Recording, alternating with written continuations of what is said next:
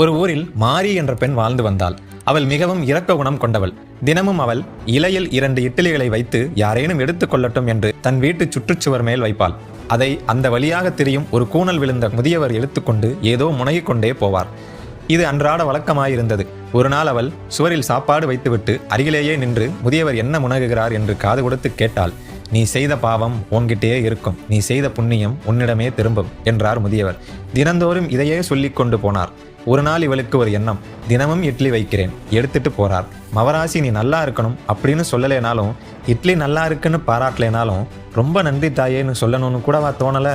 ஏதோ செஞ்ச பாவம் உன்கிட்டே இருக்கும், செஞ்ச புண்ணியம் உனக்கே திரும்பும்னு தினம் உளறிட்டு போறாரேன்னு நினைத்து புலம்பினாள். சில சமயம் இவர் என்ன பித்தனா இல்ல சித்தனா, பரதேசிதானேன்னு திட்டினாள். இப்படியே நாட்கள் செல்ல செல்ல அந்த நன்றி கட்ட முதியவரை நினைத்து மன உளைச்சலுக்கு ஆளானாள். அவளது கோபம் தலைக்கேறி கொலைவெறியாக மாறியது. ஒரு நாள் இட்லி மேல் விஷம் கலந்து செத்து தொலையட்டும் என சுவரின் மேல் வைக்கப் போனாள். ஆனால் மனம் ஏனோ கலங்கியது, கைகள் நடுங்கியது. அந்த முதியவர் அப்படி இருந்தாலும் நாம ஏன் இப்படி ஆகணும்னு அந்த விஷம் கலந்த இட்லியை சாக்கடையில் எறிந்துவிட்டு வேறு நல்ல இட்லியை சுவரின் மேல் வைத்துவிட்டு மனம் அமைதியானாள். வழக்கம் போல் அந்த முதியவர் வந்தார். இட்லியை எடுத்துக்கொண்டு, வழக்கம் போல நீ செய்த பாவம் உன்கிட்டே இருக்கும், நீ செய்த புண்ணியம் முன்னிடமே திரும்பும் என்று சொல்லிக்கொண்டே போனார். அன்று மதியம் கதவு தட்டப்படும் சத்தம் கேட்டு கதவை திறந்தாள். வாசலில் அவளது மகன் கசங்கிய உடையோடு தள்ளாடியபடி நின்று கொண்டிருந்தான்.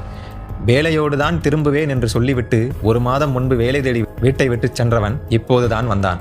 வந்தவன் அவளிடம், அம்மா வீட்டுக்கு திரும்பி வரும்போது என் சட்டை பையில் வைத்த காசை காணல, தெரிஞ்சவங்க யாரும் கண்ணில் படல, மணிக்கணக்கில் நடந்து வந்துட்டே இருந்தேன், நல்ல வெயில், அகோர பசி வேற, மயங்கி விழுந்துட்டேன். கண்முழிச்சு பார்த்தப்போ யாரோ ஒரு கூணு விழுந்த முதியவர் என்னை தூக்கி உட்கார வச்சு 2 இட்லி கொடுத்து சாப்பிடச் சொன்னார். இட்லி சாப்பிட்ட பிறகுதான் எனக்கு உசிரே வந்தது என்று அவன் கூறவும் பேயறைந்தது போல் அதிர்ச்சி அடைந்தாள். காலையில் விஷம் கலந்த இட்லியை முதியவருக்கு கொடுத்திருந்தால் அது என் மகனுக்கே யமனாக ஆயிருக்குமே ஆண்டவா என்று நினைத்து பதவதைத்து போனாள். நீ செய்த பாவம் உன்கிட்டே இருக்கும், நீ செய்த புண்ணியம் உன்னிடமே திரும்பும் என்று அந்த முதியவர் கூறுவதன் அர்த்தம் இப்போது நன்கு புரிந்தது அவளுக்கு. அன்பர்களே, இது உண்மைதான். எல்லோருக்கும் எல்லாம் புரிவதில்லை.